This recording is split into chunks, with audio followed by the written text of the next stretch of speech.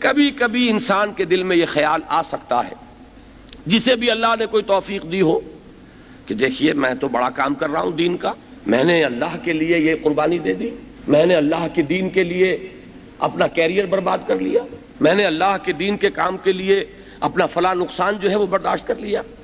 تو ظاہر بات ہے کہ شیطان کا تو ہر وقت ہمارے ساتھ ایک معاملہ ہے، لہذا اس کی ہمیشہ کوشش ہوگی کہ کہیں نہ کہیں سے ان کی نیت کے اندر، ان کی سوچ میں، ان کے احساسات میں کوئی غلط چیز داخل کر. اگر شیطان کی طرف سے کبھی کوئی چھوت لگ ہی جائے تو فوراً اللہ کی پناہ میں آ جائیے، اللہ کی پناہ جو ہے اس کو تلاش کیجئے.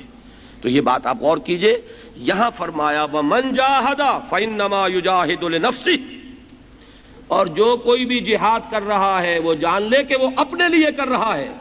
ان اللہ لغنی عن العالمین، اللہ تعالیٰ تو تمام جہانوں سے بے نیاز ہے اور بے پرواہ ہے. یہ نہ سمجھنا کہ تم ہم پر احسان کر رہے ہو، یہ نہ سمجھنا کہ ہمارا دین تمہارا محتاج ہے، تم ہمارے دین کے محتاج ہو. یہ بات ہم اس سے پہلے پڑھ چکے ہیں سورہ حجرات میں بھی، کہ اے نبی یہ آپ پر احسان دھرتے ہیں کہ ہم ایمان لے آئے. یمنون علیک ان اسلموا قل لا تمنوا علی اسلامکم، اے نبی ان سے کہہ دیجئے مجھ پر کوئی احسان نہ دھرو اپنے ایمان اور اسلام کا. بل اللہ یمن علیکم ان ہداکم للایمان، اللہ تم پر احسان جتلاتا ہے کہ اس نے تمہیں ایمان کا راستہ دکھایا. اللہ کا احسان ہے. تو احسان مانو، بڑا پیارا شعر ہے فارسی کا، منت منہ کے خدمت سلطان ہمی کنی منت شناسزو کہ بخدمت میں داشتت. تم یہ نہ سمجھو کہ تمہارا کوئی احسان ہے کہ بادشاہ کی خدمت کر رہے ہو، بادشاہ کا احسان مانو کہ اس نے تمہیں اپنی خدمت کا موقع دیا ہے.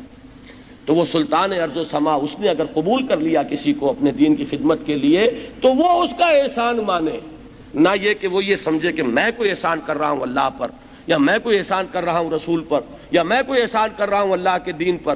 بلکہ یہ کہ یہ تمام چیز اگر کوئی کر رہا ہے تو اپنے لیے کر رہا ہے، اپنی عاقبت بنا رہا ہے، اپنے درجات بلند کر رہا ہے، اپنی مغفرت کا سامان فراہم کر رہا ہے. لہذا یہ ہے دوسری سوچ کہ کہیں بھی کسی ایسے شخص کے دل میں اس قسم کا خیال، اور شیطان کو اس قسم کا جو ہے وسوسہ اس کے دل میں پیدا نہ کرنے پائے.